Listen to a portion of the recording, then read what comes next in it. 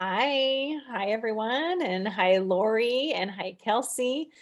I'm Sara Easterly. I'm an adoptee, and I am in community with on a regular basis Kelsey Vander Vliet Ranyard, who is a birth parent.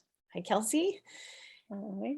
And Lori Holden, who's an adoptive parent, an adoptive mother. So, and we meet very regularly, and it's been almost a year. I think we're coming up on a year that we've been meeting together and having really compelling conversations between the three of us. We've done a lot of writing together, and then a lot of our meetings are around collaborating on our writing together. But then we end up for probably just as much time as we're working together, just talking industry, talking adoption, talking about all different facets of adoption. And it's remarkable being in community together because it's just a really, we don't have these personal ties in our stories, and yet we are connected because we all represent three different important parts of the adoption triad: the adoptee, myself, and then the birth parent and the adoptive parent. And so our perspectives, when we bounce things around each other,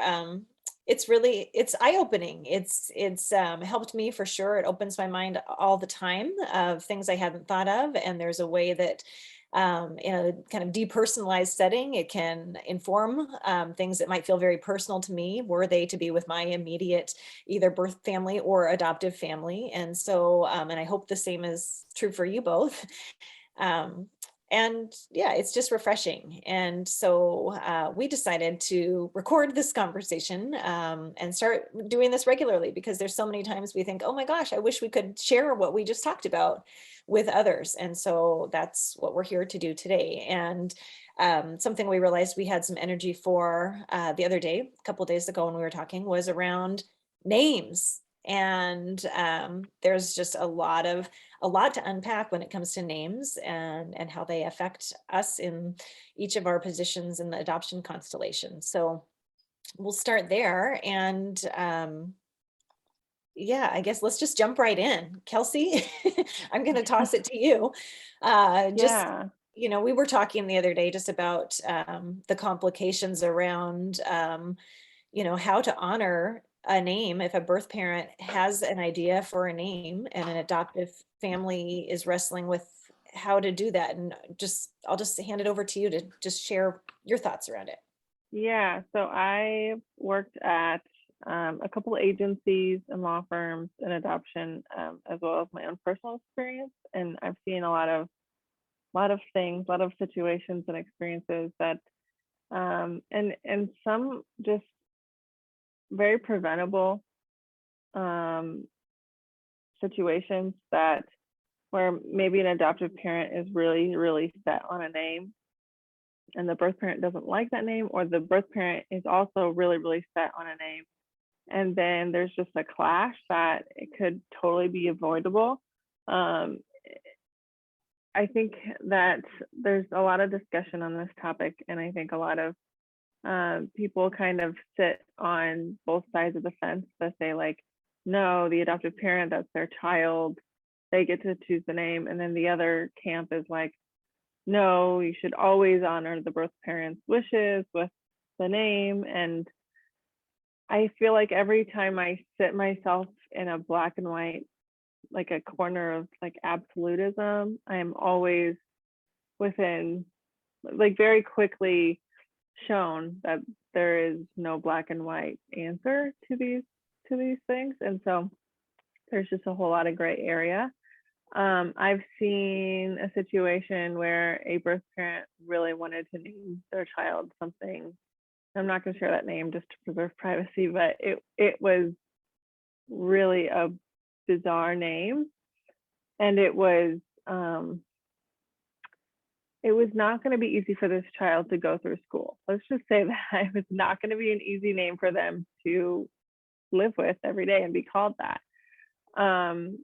And the adoptive parents didn't like it, but they were trying to respect that. And so they settled for this name being the middle name. There was some clash as far as that not being the first name, but ultimately, and in my opinion, in a very child-centered manner. They gave them an appropriate first name and kept this as a middle name. And also that child, you know, has the option to choose their own one day. If that's what they choose to do, they can always change their name. But I think that having a piece of their birth family in their name at all is, I think it can be impactful, but also we have to respect that child and their, you know, keep that child safe, I guess, from any potential bullying or harm that can be done by something that's preventable. So. Mhm. Yeah, I really like what you said about the two extremes, Kelsey, because, Yeah.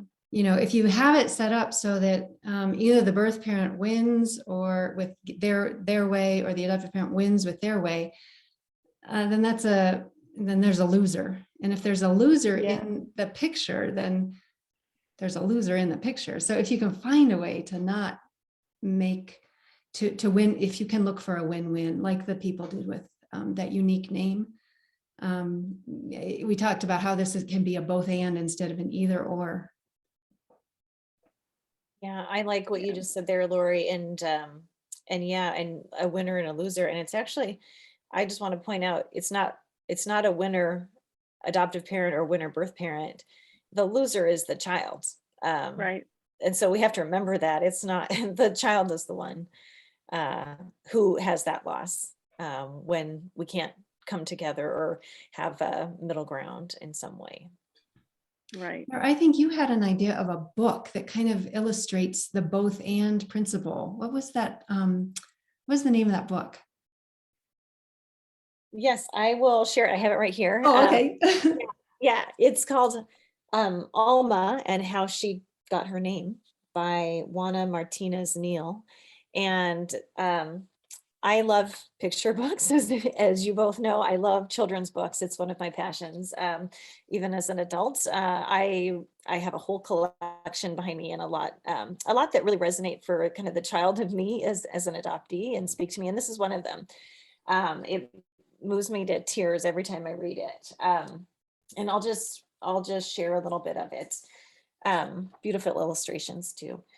Alma Sofia Esperanza Jose Pura Candela had a long name. Too long, if you asked her. My name is so long, Daddy. It never fits, Alma said. Come here, he said. Let me tell you the story of your name. Then you decide if it fits. And he starts with, Sophia was your grandmother, he began. She loved books, poetry, jasmine, flowers, and of course, me. She was the one who taught me how to read. And there's a illustrated kind of photo of Sophia. And then she says, I love books and flowers, and you too, Daddy. I am Sophia. Esperanza was your great-grandmother, he continued. She hoped to travel, but never left the city where she was born. Her only son grew up to cross the 7 seas. Wherever her sailor son went, so did Esperanza's heart. The world is so big. I want to go see it, Daddy. You and me together. I am Esperanza. And so the book continues on with, now here's Jose, his father, but all of her ancestors and the stories and their heart stories, they're all the way they're connected through these, not just genes, and not just names, but attachment. It's attachment. And, you know, this does get to me every time, because this is something as adoptees we don't often have. We don't have these the both. And so is there a way? I think I like that middle name example you used, Kelsey, because it's in there, it's in a name. I mean, and why not have, you know, she's got multiple middle names here. And, you know, sure, it makes a long name, but with the stories, we can make sense of that and really tie and ground our children to their history. And their history goes in both directions. It's a family tree that goes on 2 sides. And so I think naming is a beautiful way to start from the beginning, recognizing both of those and not creating a divide in the adoptee who will feel that when they're old enough to start feeling it and just get in the habit of honoring both. Yeah. Sarah, you also said just that you have to let me know if there's something that you want to share, but you also mentioned something that like it kind of broke my heart, because just being a birth mom and how you wanted to know if your mother named you, if your birth mother named you. And do you want to share a little bit of that? Yeah, I'm really glad you did, because I think that was a perfect example of where I'm so glad we Yeah. talked, like I was like, oh, that healed me having that conversation. I had shared that I was when I found my birth mother, and got into reunion, that was one of my top questions is, had you held me and had you named me? And the answer to both, sadly, was no. And that was a disappointment. It really was. And it's, in terms of, I was just disappointed. I can understand on a conscious level why that wouldn't have happened, and it still hurt. So yeah, birth parents' perspective on that. I really loved your perspective, Sarah, too, from an adoptive parent's standpoint of you naming your children, that those names were really important to you, that you'd had them in mind, and that it would have been hard for you if you hadn't had the chance to name your children. Yeah, absolutely. Yeah, and my children are biological to me, and I think that at the end of the day doesn't matter. Like, naming your kids is such an important part of that parenting and claiming yourself as a parent. It's like one of the first big decisions we make as parents, right? In that parenting journey. So, I mean, my children, their names are Violet and Olive, and those are family names on both sides of our family. They're, if you go back far enough on both sides of the family, we can find that in their middle names as well. My daughter's, one of my youngest, her middle name is after my aunt Eleanor, and so I get to tie into history through that. And I named my kids pre-reunion, so they're tied to my adoptive family history, but there's a grounding still, because again, we come from both. And so it's this tethering that's happening through those namings, and the honoring that the ancestors and the role that they've all played to bring us to where we are. So yeah. Because I think when adoptive parents, especially if they're coming to the adoption table through infertility, there's so many losses, small and big losses up to that point. And to have that last one about naming the child, which you might have been thinking about for decades, since you were a little girl or a young man, and to have people say, you just don't get to do that. Just don't worry about it. It's off the table. That's a little bit dismissive, because it is a big thing. It's another thing to grieve. Now, on the other hand, I don't think adoptive parents can be rigid about it either. Like, this is what it's going to be. I think there has to be some flex and some give and some creativity. Yeah. And my adoptive dad named me. And it was really important to him that I didn't have an H at the end of my name, that it was Sara. And I'm very proud of my Sara. And it's because it came from my beloved dad, so there's that, it's wonderful. It's a great story and a great connection, and to feel that belonging, that I belong to my dad, in a really significant way. Yeah. Kelsey, what do you think are some ways that an expectant mom and a prospective adoptive mom and dad, and perhaps an expectant father, how can they get creative to find that both and? Yeah, I've seen a lot of different things. I've seen where they pick out one together and they do it. They find a name that they all really like. I've seen family names put in the middle name quite a bit, whether it's birth mom's name or birth dad's name, or a middle name that's being passed down. And then I see yeah, I see sometimes too where they've taken a piece of adoptive family and biological family, and they've kind of like Fused. merged, or they've put one of each in first and middle. I've seen, I think one of my favorite things that I've seen is when they each find a family member that they each have that carry the same name. And so it's like both, which I think that's kind of cool. Like if birth mom has a family member, like their grandfather's name was Daniel, and then adoptive family has a Daniel in their family that was important to them, and so now this child's name is Daniel. And I think that's like really cool to do that, if you can find it. Of course, it doesn't exist for everyone, but yeah, I think that's pretty cool when I do that. Like that.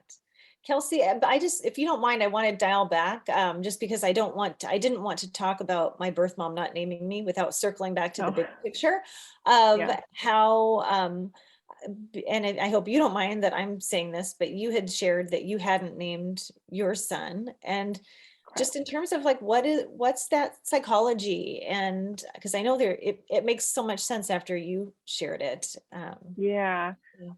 So when I was pregnant, I felt very like disconnected from my pregnancy, very numb, I would say is a good word to describe it. And very like, you don't feel like you have the right to, I feel like some naming can be sort of like staking claim, for lack of a better phrase. But that's kind of how it felt at the time. And I didn't feel like I had the right to do that.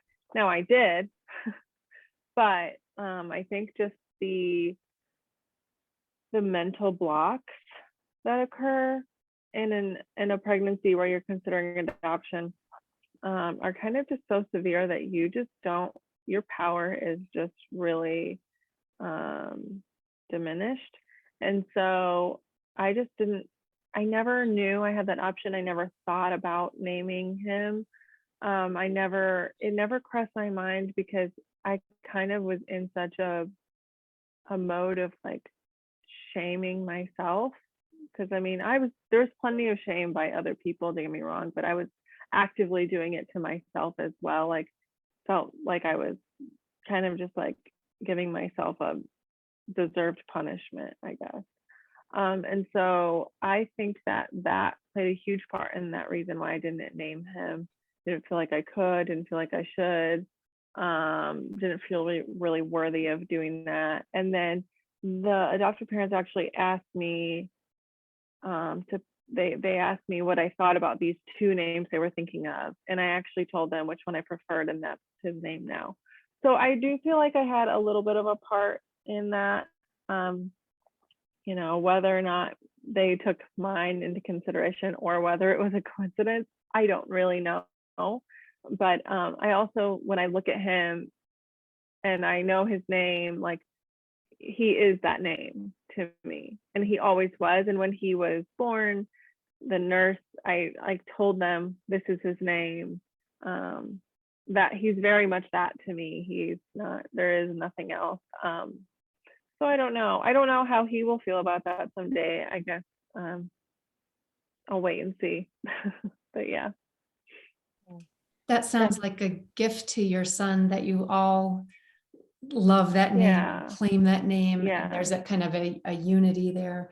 One of the situations I sometimes hear about from adoptive parents is, and I don't know how the child was named in the background, but what I hear is, what do you do if the birth parents continue to call the child by a different name? What's a way for an adoptive parent to handle that? And I would imagine that the whole conversation we're having right now is to try to get everybody on the same page to prevent that problem. But if you do have that problem, do you guys have anything to say about that? Well, Sarah, do you? I actually do have I have an immediate thought to that. And it's like, is that really a problem? I mean, I'm thinking of grandparents who have many different names depending on which grandkid is in their presence. And so and I have different pet names for my kids than my husband has for the kids. And I don't know. I mean, is there a way to just make sense of it as in that's your name for her? I don't know. Again, because I think that when we get in that either or and someone has to lose, like, and someone has to have the right answer, then the adoptee is the one who has to feel that divide. I don't know, just a knee-jerk thought. I Kelsey, find that really liberating because that means that perhaps we don't Yeah. have, I like the way you framed it, because perhaps we as adoptive parents don't have to save our child from confusion because children don't get confused by the different names as you pointed out. Yeah. I think that like anything else, it's just not a black and white thing. I think and ultimately I think as the child grows, if the child doesn't want to be called whatever name, that's their choice and everybody should respect that. I also have seen situations where the other name is kind of spiteful, and it's not a respectful other name. It's like, I think when we're doing things out of possessive nature, that's when it gets to be kind of a toxic situation. So on either side, I think that people can, I've also seen where adoptive parents, very rarely, but I have seen a couple occasions where adoptive parents have named the child something different after the finalization, and not told the birth parents. And so now this birth parent doesn't even know the child's legal name, real name. So I've seen that as well. And I think anything can be done out of spite, and then that's not a healthy move at all. But yeah, I think ultimately you have to consider what's best for the child, and the child can tell you what's best for the child in time, a lot of times, not always immediately when they're young, but I think that you can pretty much use some context clues even when they're young to see if that's something that they're comfortable with. Hearing you say that never occurred to me. That's yeah, like to have possessiveness behind the name. Another thing it made me think of is naming adoptees things that kind of unconsciously put the adoptee in a caretaking role for the adoptive parents. I think that's something that's important to watch out for, as in, like, I can't think of any off the top of my head without having the naming book or website up in front of me, but names like gold, the meaning is golden child, or great, not grace, but just names that kind of have that subliminal pressure of you're grateful and you're fulfilling our needs. I've seen a lot of those, and my heart goes out to the adoptees, because I'm like, oh, it's already, it's like It's a right heavy there. load to carry. Yeah, that's not the child's load. Yeah. Yeah, there's another thing I want to talk about with names is that I saw when I worked at an agency before, we offered adoptee counseling for like 20 years, and they came across an adoptee who was, at the time, she was like preteen age, and she was Black, living in a predominantly white community, and her name was, and then once again, I'm not going to say it for privacy reasons for her, but it was a very, very, like, it was a name you would find in a white rural community, and it was not a name that you would typically name a Black girl. So she was in counseling specifically because the name was something she was not, it was just, it was hurtful to her to walk through life with this name, going to a school that didn't have very many Black children, but the other Black children, she really didn't feel included by them because she had this name. And then she also didn't really feel included by the white kids. And so I also think it's important as adoptive parents and birth parents to be very mindful of what you're naming these children, and make sure it's an appropriate name for them, that's respectful of their culture and background. And we need to be very intentional about that. So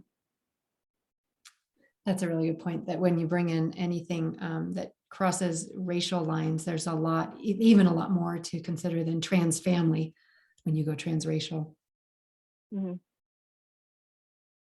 Yeah, that's almost like that is the opposite of what this book, like there's cultural and racial significance here it's honored. And this is not an adoption book, just to be clear. It's a book about I'm assuming we don't know about the main character actually, but what you just described, Kelsey, there's no honoring of the culture. Yeah. Um, And it could be, in some cases, it could be like dishonoring, not just a neutral thing. It could be harmful. And so, yeah, I just think in a child-centered, I think we always have to check ourselves, even when we're not adoptive parents. Even if I'm a parent to biological children, and I have to check myself, like, is what I'm doing child-centered? I think that's a checkpoint that all parents have to do. And it's similar in adoption with a heightened aspect, but I don't want to name my daughter something inappropriate either. So yeah. I think- Lori, I want to ask you a question that just came to me, and I know your children are older now, and you've kind of graduated your children. But if you were right now listening to the three of us and trying to weigh a big decision on naming, would this conversation give you, would this empower you? Would it make you nervous about naming, or how would this land for you, do you think? That's a great question. It would make me think, because when I was back at the beginning of my journey, I just really wanted to name my child. I wanted this, part of my perfect situation was where I could name the child, and I didn't even have a name picked out. I'm not sure why. That it's a big deal. It's a big deal about becoming a parent. But hearing from both of you, especially from the child, who of course I wanted to be the best mom too I could, and give them all the do all the good things for them and none of the bad things, and as both of you have said, and then our children's birth mothers who I've grown to love, to kind of see from their perspectives. I think that would have,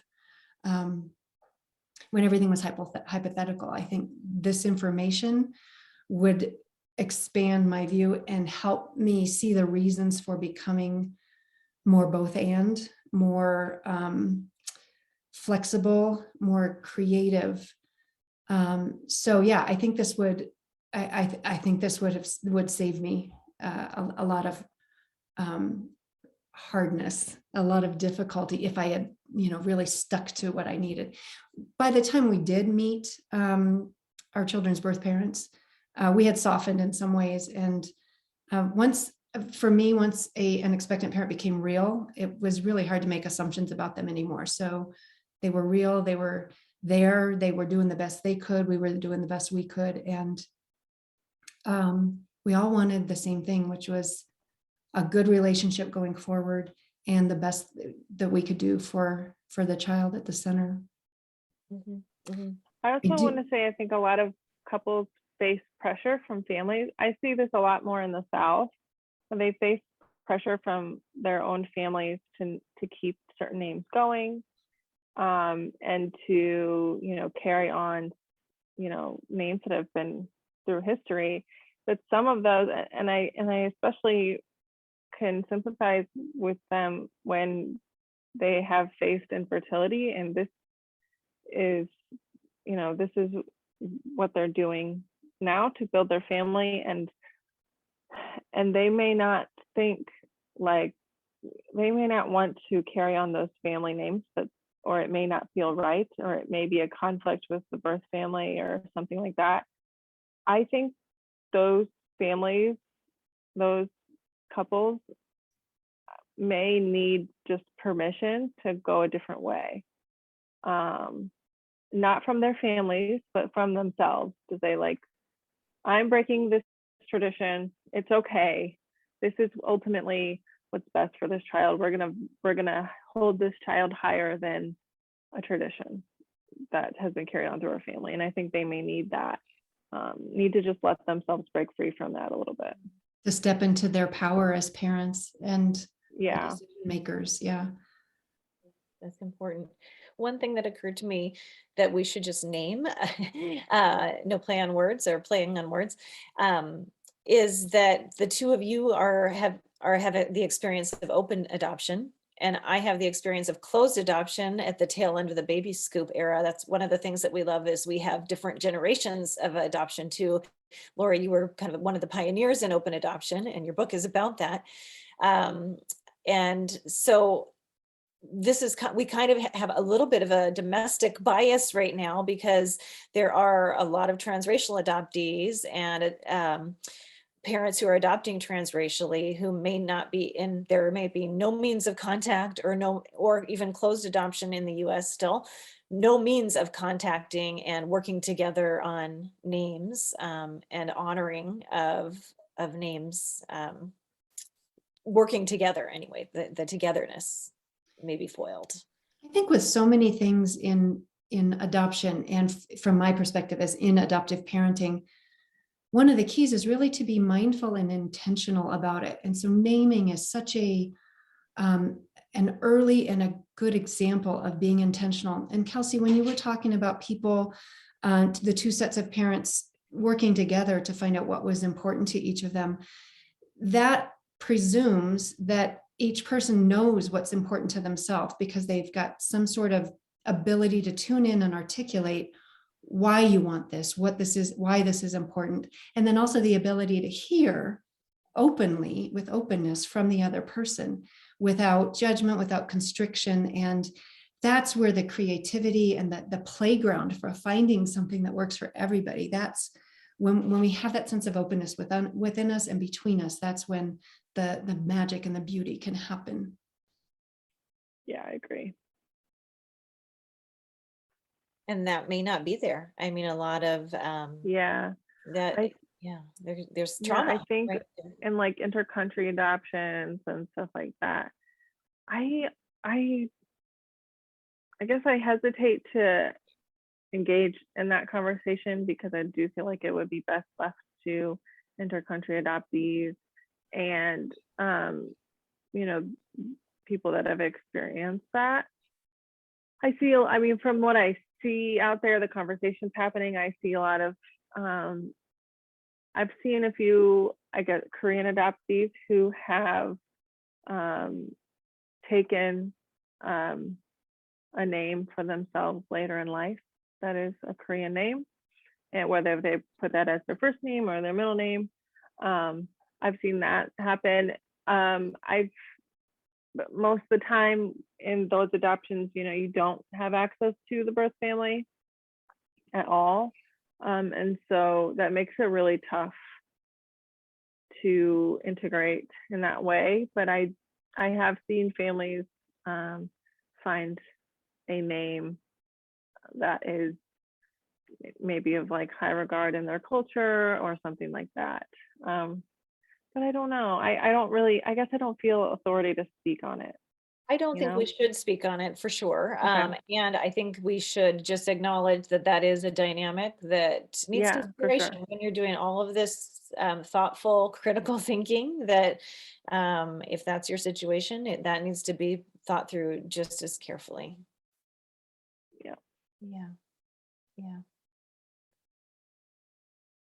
Anything else? Is there anything else we want to, I feel like there is more, but any other thoughts on names? We covered a lot of ground. It's an important and early topic. Yeah. Well, this was wonderful. Thanks for doing this and talking together on this topic. And we have lots of other topics we want to talk about. So if you'd like to throw something in the mix for us to talk about, put it in the comments. Yeah, that'd be great. Wonderful. Thank you. Thanks, everybody.